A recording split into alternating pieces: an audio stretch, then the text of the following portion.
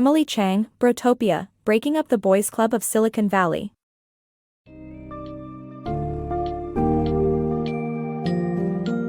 In Brotopia, author Emily Chang delves into the history of computing, revealing how the tech industry transformed from an inclusive space for women to a male-dominated haven for programmers.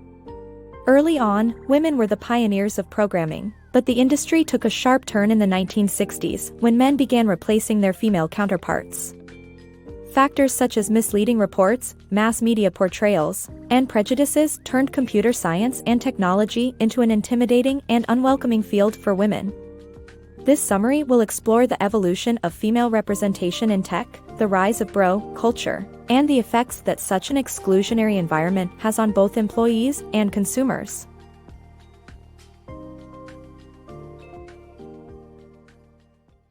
Debunking programmer stereotypes. Picture the first computer programmers. Chances are you're imagining a socially awkward man, yet the truth is quite different. Early computer programming was initially considered a clerical role, perfectly suited for women. In fact, women worked on the first U.S. Army computer during World War II and even helped launch astronaut John Glenn into orbit. This historical reality, however, took a sharp turn in the 1960s when a report by psychologists reshaped the image of the ideal programmer as an introverted, antisocial male, contributing significantly to the male-dominated industry we see today. In stark contrast to the common image of a male programmer tucked away in a dimly lit room, the field of computing was largely dominated by women in its earliest days. Born from this long-forgotten period, female programmers were central to groundbreaking achievements such as the U.S. Army's first computer and John Glenn's 1962 orbit of the Earth, the latter of which laid the groundwork for the 2016 film Hidden Figures. During the first part of the 20th century, computing was seen as women's work, part of the same clerical category as typing or operating a switchboard. The highly skilled Rear Admiral Grace Hopper, for example, was responsible for programming Mark I, a Harvard University computer which played a pivotal role in the development of the atomic bombs used in World War II. In a 1967 Cosmopolitan article, The Computer Girls, Hopper compared programming to organizing a dinner party, emphasizing the importance of patience and attention to detail as key traits of good programmers, attributes she believed naturally belonged to women. However, this attitude took a sharp turn when psychologists William Cannon and Dallas Perry claimed, based on their research, that men were better suited for programming due to their higher propensity for antisocial behavior and introversion. This research changed the landscape of the computing industry, paving the way for the male-dominated field we know today, and leaving the important role women played in programming history obscured in the shadows. The rise of male-dominated tech. In the late 1960s, two significant changes emerged: the technology industry started growing, and women programmers were replaced by men, creating a male-dominated environment. As a result, computing came to be seen as an intellectual job, with intellect being viewed as a male trait. Consequently, more boys gained exposure to computers, making them more confident during college admissions tests. Since then, the male computer nerd stereotype has persisted, with fewer women joining or remaining in the tech industry. In the 1980s, computers were marketed as boys' toys, further propagating the stereotype. Pop culture also played a role in cementing this image, featuring male-dominated tech stories in films like Weird Science, War Games, and Revenge of the Nerds. Two major shifts are responsible for the surge of male dominance within the technology industry. The late 1960s witnessed the field's rapid expansion, while simultaneously women programmers were replaced with their male counterparts. Intelligence, increasingly attributed to men, fueled the notion that programming was not an apt career for women. Boys became more likely to have early exposure to computers, and as computer science courses' popularity soared, they felt experienced and confident during college admissions tests, perpetuating the male-dominated trajectory of the industry. This trend still persists, as evidenced by the decline of women holding computer science degrees, 40% in 1984 down to 18% in 2011. Computers became known as boys' toys, blurring any distinction between their pre-existing computer skills and the industry's expectations. The slighting of women in tech was due to various actors, such as toy manufacturers, teachers, parents, and the children themselves. Consequently, females received less access to computers once they entered households in the 1980s. Pop culture played no small role in solidifying the male-dominated computer stereotype.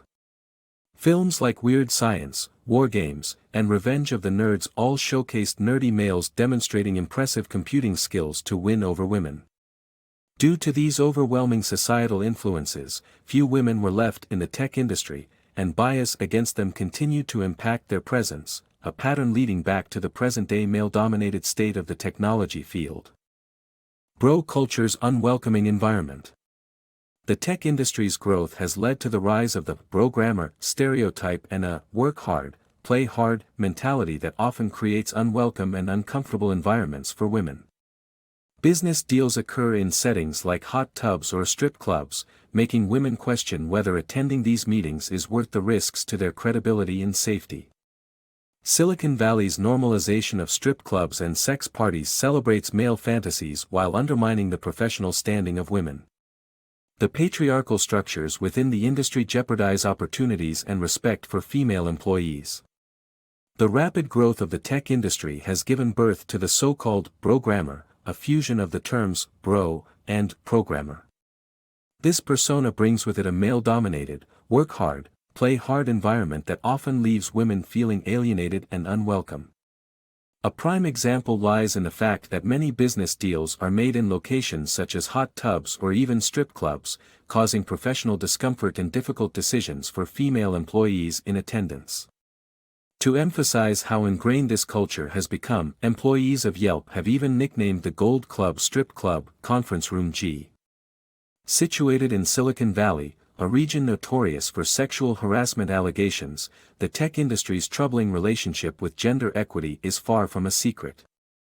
In a high-profile case, former Uber software engineer Susan Fowler shared her experience with harassment and discrimination, bringing the tech industry's underlying patriarchal nature to the forefront.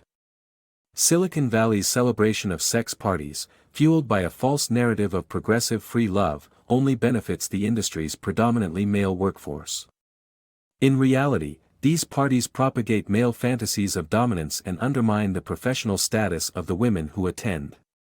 Both a venture capitalist and a former Google employee revealed the potential negative consequences for women participating in sex parties, confirming the existence of an industry riddled with misogyny and subject to double standards. Tech world's gender inequality revealed. Women in technology often face an uphill battle due to widespread biases and structural barriers that favor men. Gender prejudices wrongly assume women's incompetence, and companies show little concern for parenthood, especially for mothers. This exclusionary environment prevents women from making significant progress in their technology careers.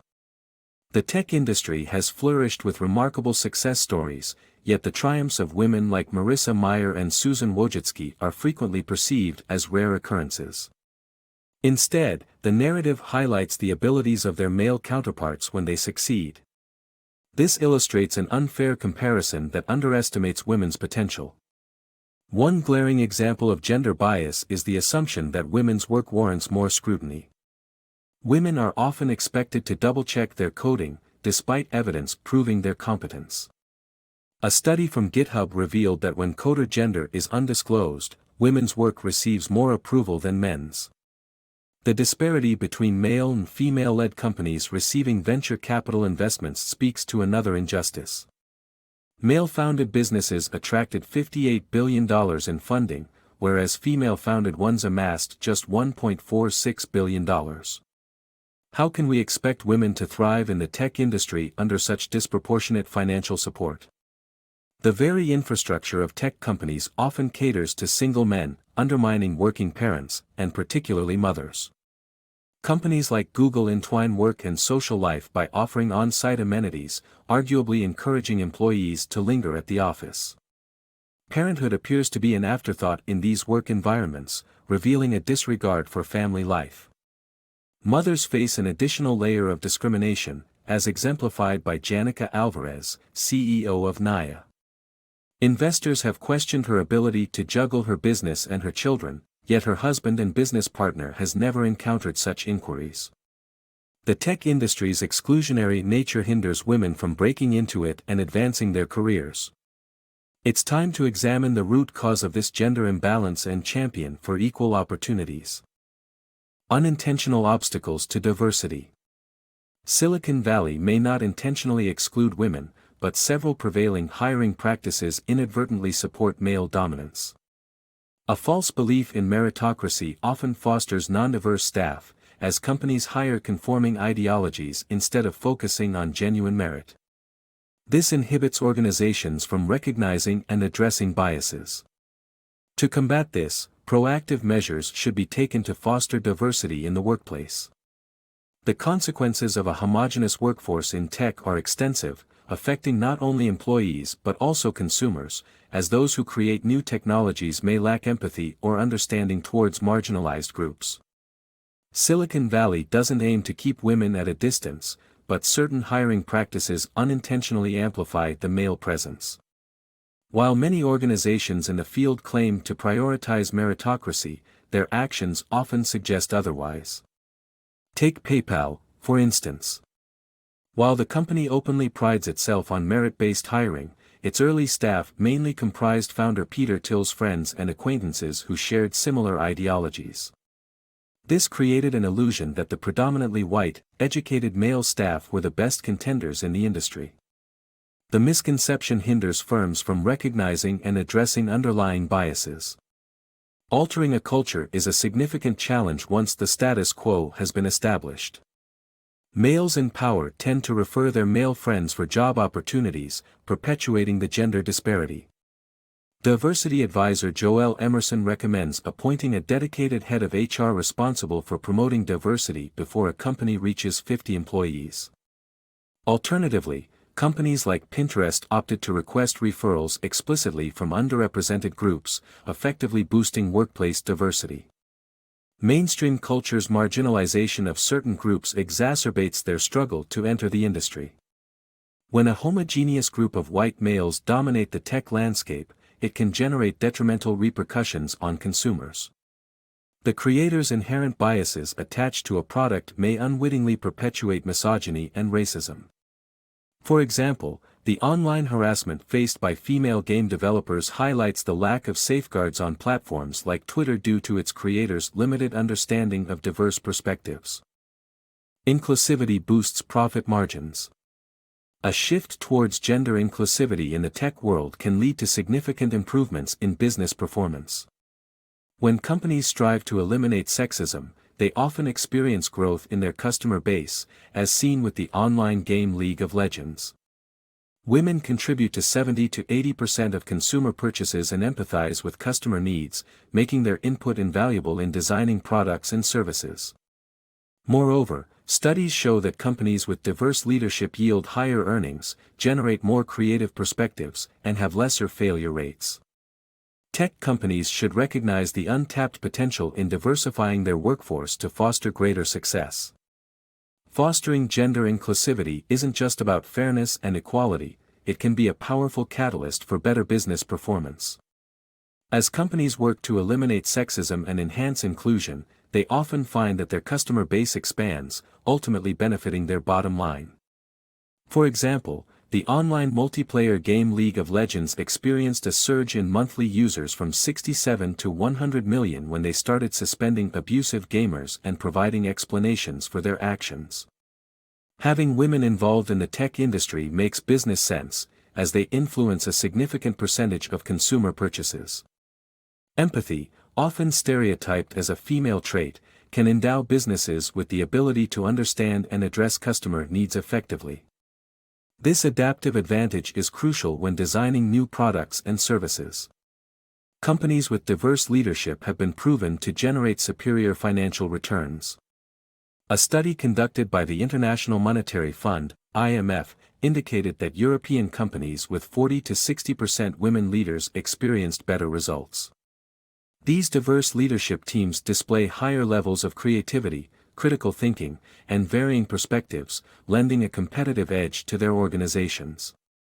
Additionally, gender-balanced companies exhibit lower failure rates, with women reported to be more risk-averse than men. Instead of maintaining the status quo, business leaders should be open to embracing changes that promote inclusion and diversity in their companies.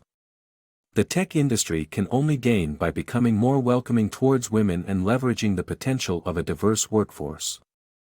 This change not only fuels innovation but also boosts profitability and long-term success.